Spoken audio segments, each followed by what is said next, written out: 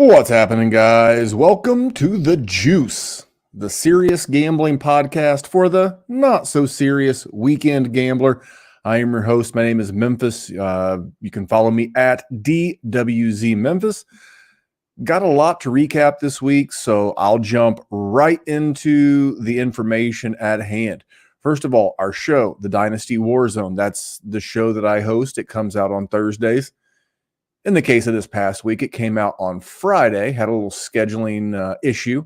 Speaking of, I'll get to that in just a second as it relates to this show, but you can find it here on the Player Profiler YouTube channel. So you just simply go to Player Profiler. It gets loaded in at 5 p.m. Like I said, typically on Thursday, this week on Friday. Same thing with the podcast. The podcast launches at 6 a.m. on Thursdays normally. This week, it happened to launch on Friday, so appreciate all the support over there. And again, we have our own network. We have our own shows. We're doing rookie content already for the 2024 rookie class. Tons of Dynasty content. That's Dynasty Warzone. So if you're subscribed to Player Profiler, bless you. Thank you for being a supporter of what Matt and the team here at Player Profiler have built. And please consider giving us a follow. I would really super appreciate it, as long as a review. So that's what's going on. The schedule of this show. So I will be back next Friday. No problem, no hurry, no fuss. The following Friday, Friday the 20th, I will be traveling back from fall break. So the juice will actually air sometime Saturday morning early. I'll do all the prep work, I'll do all the research, and I'll immediately make it a podcast for everybody. But a slight change of plans for the week of the 20th and the 21st of October. Outside of that, I'm going to be in town. We're going to continue business as usual. And when business is good, you have good business partners. And we have a business partner, a sponsor on this show. It's called Bet Openly. And let's hear someone much more eloquent in the Podfather break that down. Hey, so many ask me, what's wrong with sportsbooks? Why so many of them fail? The answer is simple. They don't innovate. They're just casino sportsbooks on a phone. That's all they've been. There are a few that are doing a good job. We partner with them. Most of them, not so much.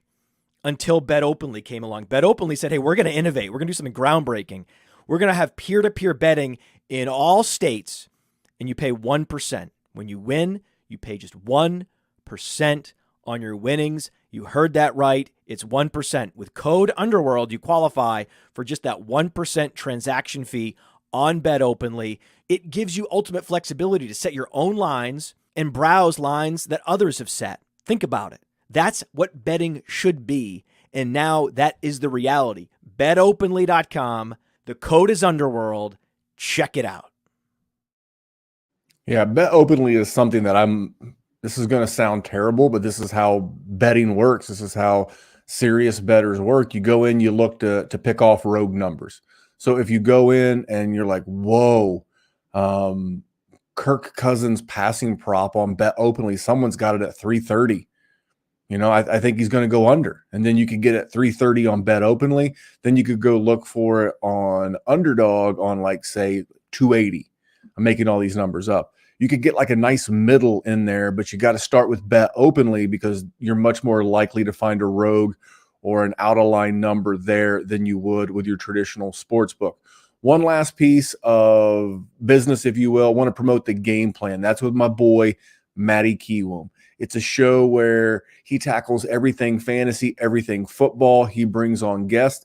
It's just him. He brings on friends. He had me on a while back. I don't want to say it was May, and it's been like 4.5, 5 months ago, and Matt, I'm due to come back on, but it sounds just like that. It's a great show. We actually had a great business concepts as it relates to fantasy football and dynasty fantasy football. So if you're into unique podcasts with great guests, check out the game plan with my boy, Matty Kiwoom. All right. Let's go into it. Let's jump into last week. Wasn't a good week. Wasn't a bad week. Pick'ems were terrible. Survivor we got there. The player props were 2-1. Overall, it wasn't a horrible week across everything on the season. The record is 15-17-1. So just treading water right now. But, I don't feel too bad. I listen to a lot of gambling podcasts, and I could name off some podcasts where the hosts are significant units down. I'm a serious amateur. Have had some good weeks. I've had some bad weeks.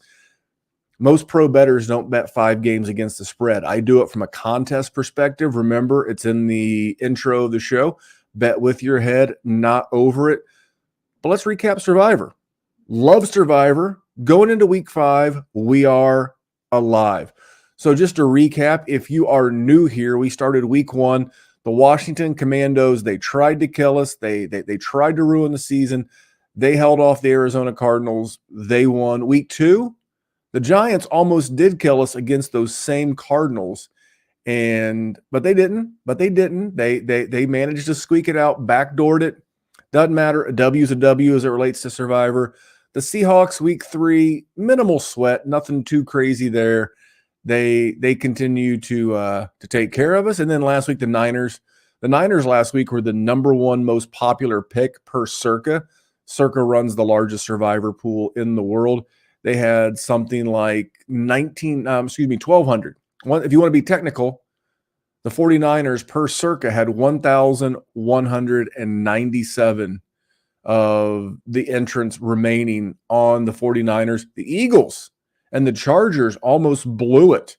The Eagles and the Chargers were the second and the third respective most picked to be the Survivor last week. They obviously got there. Some teams didn't. The Steelers I see on their list, they did not. They got a few people. The Saints, not me. I was a 49ers guy. Didn't love their schedule. But again, the point is survive. I will always break this down. I'll give you the math as it relates to what's going on at Circa. Again, they had 9,267 entrants. They are currently, as we speak, they are down to 2,383 participants left alive that have survived to this point. Everybody paid $1,000, and the first place prize is $8 million.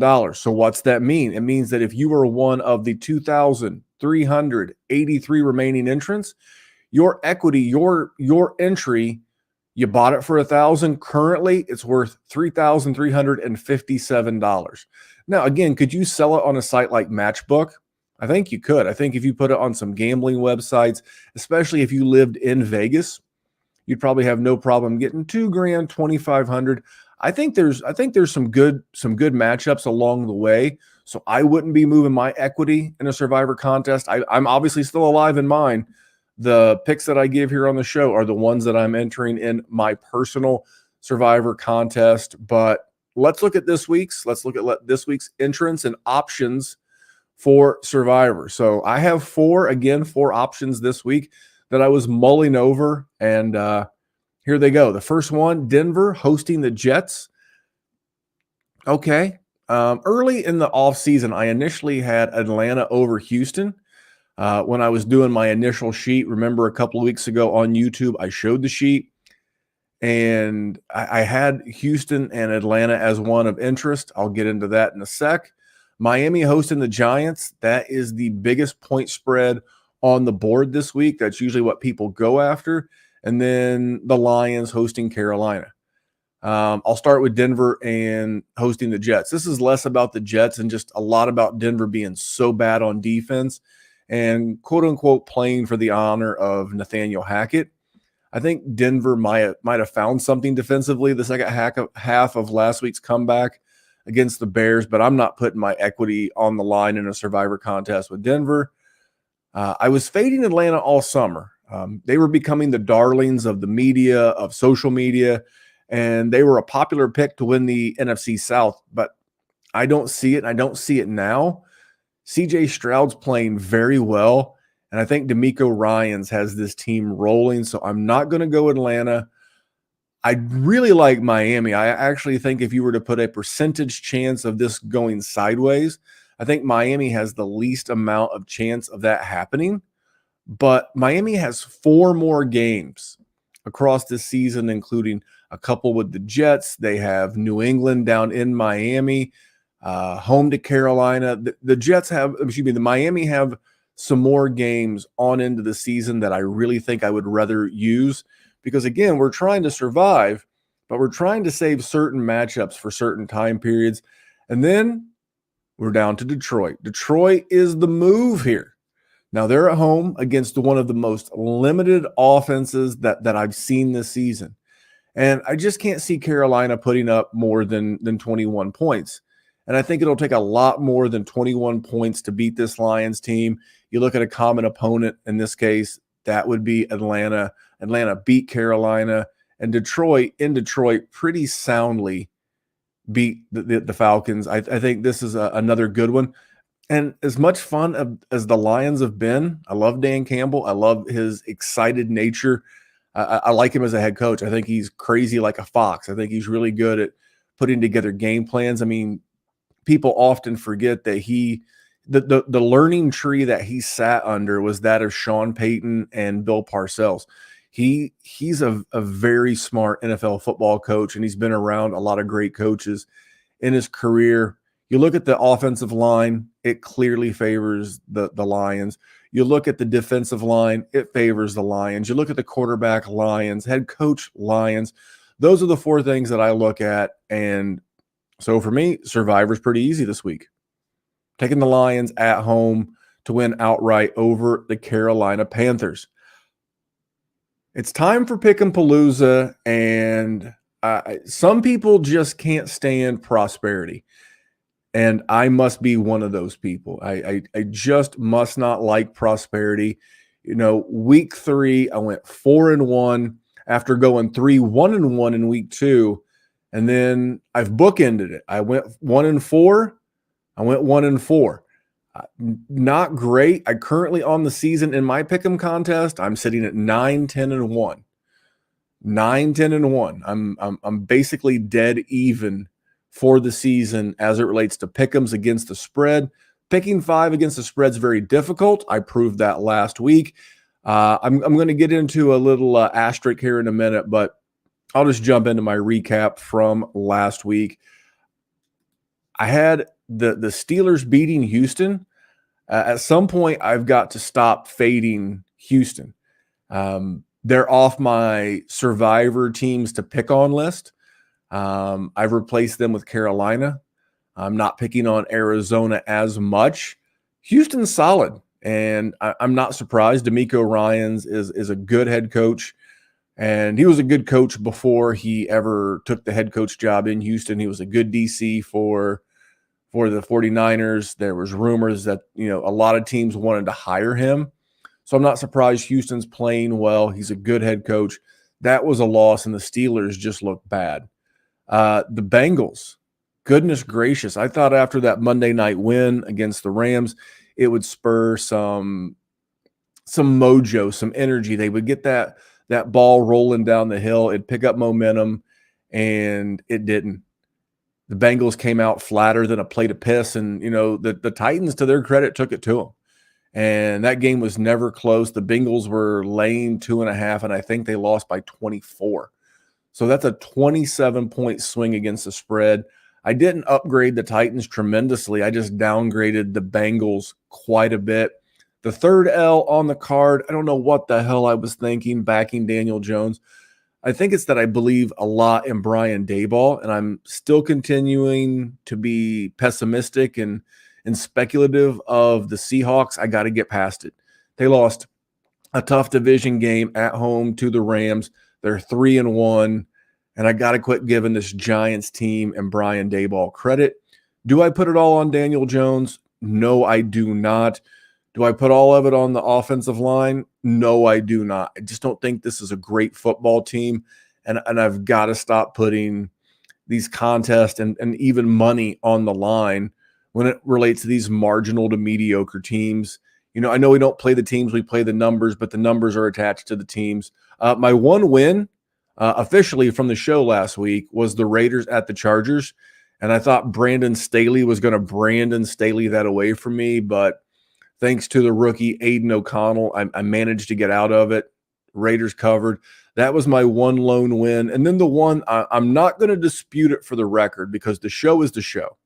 I put it out Friday night around 10 p.m.-ish on this show every week.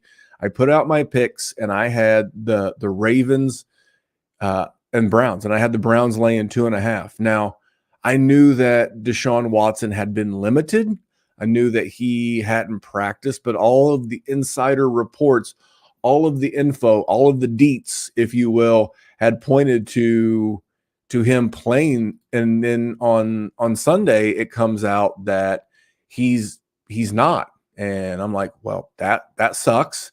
And so here I am, and I'm taking the L in my contest. In all transparency, I moved in the Cowboys, and I ended up going 2-3 in the actual contest. But for what I do on this show, because transparency, accountability, all those fun terms is very important to me, I'm taking that as an L for the show. So again, on the season for my pick'ems, I am going with a 1-4 score last week. It's totally cool. Happens, guys. It happens a bunch, and I'm ready to turn the page. And if you're watching live on YouTube, I now have my screen shared. I was filibustering a little bit while I got my picks pulled up. Let's go over them, shall we? First game, I got Buffalo Bills. They're going to England. They're playing the Jacksonville Jaguars. The Jaguars have been in merry old England, jolly old England, whatever the hell England, all week, and their bodies will be used to it. And London's a cool city, but it's not like an NFL city. It's not like it's a great city in the world, but these guys have been there. They've been away from home. I mean, the Bills are going to fly there, fly right back, and I did a little research. The plane flight from Buffalo, New York to London, England is just a skosh under 6 hours. And people are making it out like this is a big to-do. Well, if you fly from Buffalo to Seattle, it's just a skosh under 5 hours. So it's not like the longest flight that Buffalo could make. Is it longer? Yes. Is it significantly backbreaking longer? No. And the Bills are bullies. I heard a crazy stat on Josh Allen the other day that out of his 55 wins in his career, 42 of them have been by more than 7 points. I didn't necessarily love what I've seen out of the Jacksonville offense all year.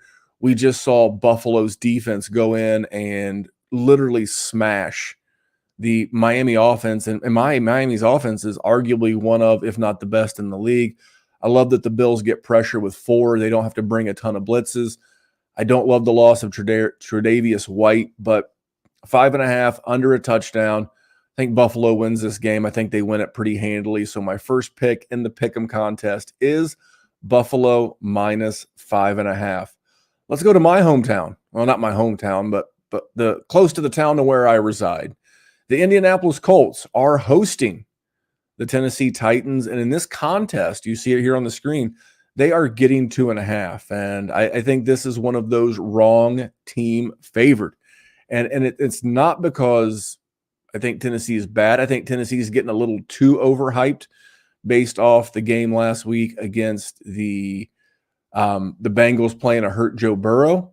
But I think the Colts look good, and they play everybody close. Now, could I see them, getting this game and getting beat? Yeah, I can, but I think the Colts are going to be in it all the way to the end. They had a huge comeback last week. Tennessee's not a great defensive unit that you would expect under Mike Vrabel. Give me the home dog in their own division. It's always been a positive EV play, taking the Colts plus the 2.5. And speaking of the AFC South, and they're staying in the South, I'm going to take the Texans plus 2 outright. I think they're going to be outright winners against Atlanta. I know Desmond Ridder has never lost a home game going back through college. I like the offensive line. I like the defensive line. I think the Texans will be more than capable of stopping the running game of the Falcons. And Detroit kind of put the blueprint out there. When you can stop that running game, I mean, they were ultra stuffing the box against the Falcons, daring Desmond Ridder to beat him. I think DeMeco Ryans, who's a great defensive coach in his own right, is going to do the exact same thing. So I'm going to take the Texans plus the 2, and I really think by the time this game kicks, it'll be a pick. And then the final game, I actually have 2 more games. The Bengals. Yeah, I'm going to go back to the well one more time. This is the season for the Cincinnati Bengals. I don't think they're going to boat race them, but I think they've got to put it together. This Arizona team will be feisty. They should have beat the Commandos. I'm always going to call them the Commandos. I know they're the Commanders, but on this show, they're the Commandos. They beat the Commandos, or they should have. They should have beat the Giants. They did beat the Cowboys, and we saw them play the Niners somewhat tough for a few quarters. I like taking Joe Burrow in this spot minus the 3 back-to-back road games, but this is their season. Because if they lose this game, then they have to play a very well-rested Seattle team coming off of a bye. I think they see this as a make-or-break spot. And if they are the team that we think they are, I think this becomes a win. And I think they get Jamar Chase and T. Higgins involved, even though he's got the rib. And I think we see a little bit more out of this offense. So Bengals minus 3. And then the final one, per the contest, it's the Packers +1. I am going to, if you're watching live on the YouTube, I'm going to remove my little fancy graphic that shows my name and the name of the show. So you can see on the graphic that I did, in fact, get the Packers +1. And I think, again, I know home field's worth something, but I think I'm getting the better team. I don't hate Jimmy Garoppolo. I know I'm getting the better head coach. This Raiders team, I don't know what the sports books see in them. They continue to get a lot of love. They've got a bad head coach, questionable quarterback. I don't know. I don't want to fade like every team the same way, but the Packers have been good to me this year, so I'm rolling with the Packers. Let me repick and recap my 5 picks against the spread for the Pick'em contest this week, in case you want to pick one or two of these and maybe you want to ride along. Bills minus 5.5, playing the Jags in London. Colts at home, getting 2.5 at home against the Tennessee Titans. I'm taking the Texans +2 on the road in Atlanta. The Bengals, I'm taking the Bengals. I'm giving points with the Bengals again on the road, even though they bit me last week. Season on the line. I'm going to go Joe Burr, laying the 3 on the road at the Cardinals. And then final one, Packers on the road, getting 1 point against the Las Vegas Raiders. Now, that's a game I'd like to be at. I would literally love to be out there in Vegas. I almost had a chance to catch a Vegas game. Maybe I'll tell that story after the break. But before I get into this next and final segment, let's hear a quick word from our friends at Underdog. It has been 2 years since Josh Larkey paved the way for fantasy gamers to start expecting positive returns from pick'em games, specifically Underdog pick'ems. And how do you do it? Well, you look at the slate and you find a great shootout or a sneaky shootout. You also look for a shit show game. 3, 4, 5, 6 guys in one game. That's right. You can do it. You can do it. And you can 100x your payout on Underdog. Think about week 1. Jets-Bills was a shit show. Did we see the Aaron Rodgers injury coming? No, but we knew the Jets have a good defense. We knew the Bills have a good defense. Why not expect the worst? And the worst is what we got. So if you had gone Dalvin Cook less than, Garrett Wilson less than, Aaron Rodgers less than, Josh Allen less than, Gabriel Davis less than, boom, boom, boom, boom, boom, boom, boom, you can go 6 for 6. Same thing in week 2. Oh, week 2. Oh, sneaky shootout there in Philadelphia. Minnesota's going to be in comeback mode, so we'll go Cousins, Jefferson, Hawkinson, more than. Madison, less than. But also, Swift, more than. Boom, boom, boom, boom, boom, boom, boom, boom. That's how you do it with the Underdog Pick'ems, and you use promo code UNDERWORLD to get a 100% instant deposit match up to $100. You put in $100, Underdog matches that deposit up to $100 with promo code UNDERWORLD. Go start picking.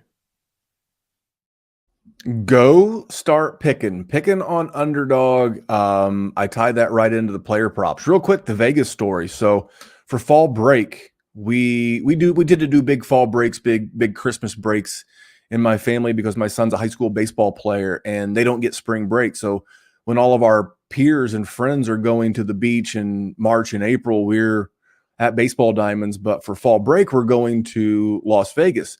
And we were initially supposed to fly in on Sunday, and the Raiders were hosting the Patriots that day on Sunday, the whatever that would be, the 15th.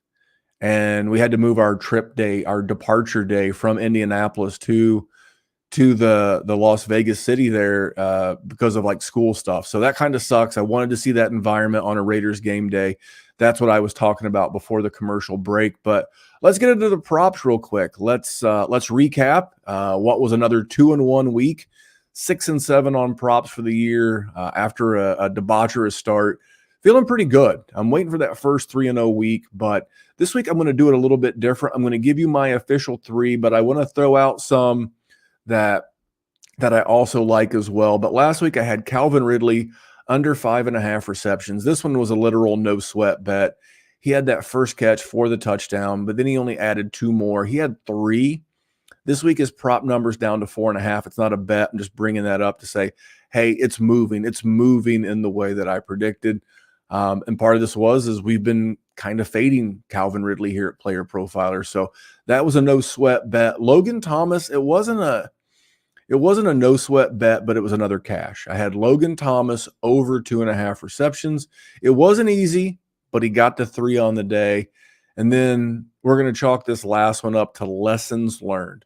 James Conner, even though he was uber involved in the passing game last year, getting a lot of receptions, it's not translated this year. Why? Joshua Dobbs is a Konami code quarterback. He just doesn't check down. I thought it was going to be super simple. He being James Conner, he had 1 catch on the very first drive of the game, and I thought this is money. The game script went how I thought it was going to go. The Niners were my survivor pick. He being Josh Dobbs just did not involve James Conner in the passing game. Lesson learned, mental note taken. Cannot be betting James Conner passing props the rest of the season. So here you go. I'm going to give you some that I like. You can add these to your portfolio. You can look at them. You can investigate them yourselves. But just real quick, I'll go through these. The first one, I like DeAndre Swift. This is not a bet. This is just a lean. DeAndre Swift, I like to go under 2.5 receptions.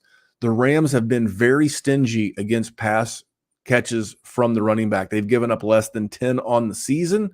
I don't think that's how you attack this Rams defense. So I like that one. The juice on that one is 130. But I like that one. That intrigued me. Miles Sanders under 40.5 rushing yards. He's got a groin issue. This Detroit Lions defense against the running back has been very good, and they'll be behind, so they're not going to be pounding the ball. So limited health-wise, tough matchup. I like that. Travis Kelce under 76.5 yards. I don't know whether Taylor Swift is going to be in attendance or not, but I just think 76.5 is a big number.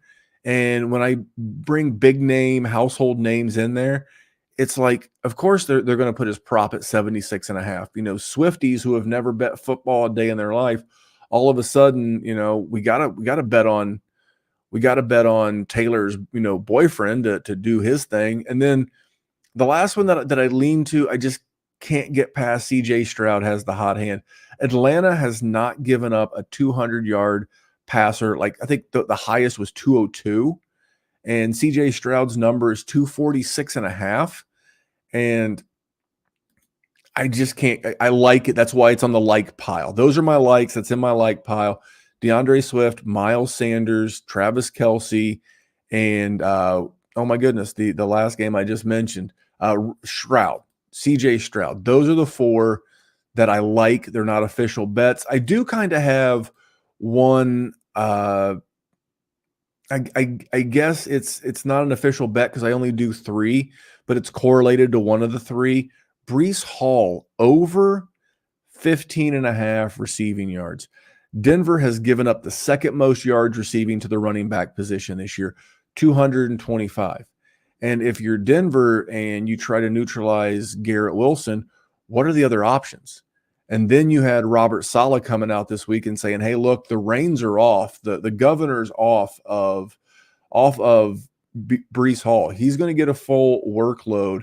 And for that, he's the reason I'm pulling this up on YouTube right now. Is I'm pulling up my official bets, and here it is. It's right here. It's Breece Hall over 1.5 receptions. Now we're laying a lot of juice, but It doesn't matter. I'm going to bet more to win more. I'm going to lay the $1.55. I'm going to go Breece Hall over 2 receptions. I mean, again, the stats with Denver's pass defense against the running back is not great. In 4 games, they've given up 24 receptions to the running back position. That's 6 a game. I only got to get a third of that 6 to get home with this prop. I think this one will be gone soon. So if you're even considering this one, get on it quick because I don't think it lasts. But it's Breece Hall over 1.5 pass receptions. I am going to pull up my next prop here. Yep, I got to stop doing that. Hayden Hurst. Now, I mentioned earlier, I do not want Miles Sanders overs. I want Miles Sanders under, but gotta remove my overlay here for those of you watching on YouTube. I'm taking Hayden Hurst over 21.5 receiving yards. First thing, it ties right into the game script. Carolina's the underdog. Underdogs pass when they're behind. In Detroit has given up the most passing yards to the tight end position this year. And they've played games against teams like, Green Bay, and Musgrave had an okay game. They played Seattle. I don't remember Noah Fant going ballistic, but they've given up the most tight end yards, 303. That's 75 yards a game to the tight end position. I love that when I'm trying to get 21 or 21.5, or in this case, 22. They did not have a receptions prop out on BetMGM when I was putting this show together. But the last one, let me get this pulled up here. Nope, not that. We'll do it like this. Ryan Tannehill. Ryan Tannehill is my final prop of the day. Ryan Tannehill over 215.5 passing yards. In my experience, I've been to 2 of the Colts home games, and as a Colts fan, I watch all of them. Every quarterback except Lamar Jackson has exceeded this number this year, and most of them have exceeded 216, which is what you would need to win. They have exceeded it pretty easily. Trevor Lawrence had 242, I believe. CJ Stroud had 383. Now, in fairness, the Colts were blowing him out early. He was chucking the ball late, but he threw for 383. And then last week, Matt Stafford threw for right at 300. Lamar threw for 202 in a rainstorm, kind of a comeback game for Indianapolis. So I like Ryan Tannehill. I think Indy will try to neutralize Derrick Henry. They're a lot better against the run than they are against the pass. They're, let's see here, 8th in rush yards per attempt this year. So like I said, I think they'll hold on to Henry. I would feel even better about this if Treylon Burks suits up. But that's my final prop. Ryan Tannehill over 215.5. Lay $1.15 on the juice. Hayden Hurst over 21.5 receiving yards. There was $1.15 as well. And then I laid a lot of juice. That's the name of the show. I laid a lot of juice with Breece Hall going over 1.5 receptions. That is the show. Looking to get back on our winning ways, get back above 500. I want to finish the season 55% because every season that I do that, I did it 2 years ago. Every year it tells me that if I wanted to make this a profession, I could. My wife will never go for that. But that's the juice. And I'm going to get out of here. I want to remind you to please check out our sponsors, Bet Openly, Bet Lively, Underdog, promo code across the board, Underworld. Guys, that is the best way to support the show. If you're looking for action, you're looking for different ways to go about it with Bet Open, Bet Lively, and then, of course, Underdog. Everybody loves Underdog pick'ems. Keep them to 3. Parlays are hard to hit. Bet with your head, not over it. Have a great week 5. I'll be back here next Friday, a very spooky Friday the 13th here in October. We'll be going into week 6. As crazy as that is to say. Week 6, we're almost a third of the way through the NFL regular season, but I've enjoyed it doing it here with you guys on the Juice. And until next time, I'll see you guys. Thanks for watching. Follow me on Twitter at DWZMemphis. Follow the show everywhere. Like, subscribe. Bye-bye now. Hey, I want to take a moment to thank you for tuning in. It's important to me that all of our media be free. This is only possible because of you, allowing a true independent sports media enterprise to thrive unlike any other in the business. So please subscribe to the All In Package to continue to make all of this possible, to ensure that all of our stats, information, data, content is available to you, especially you, the people that get the site and get the show.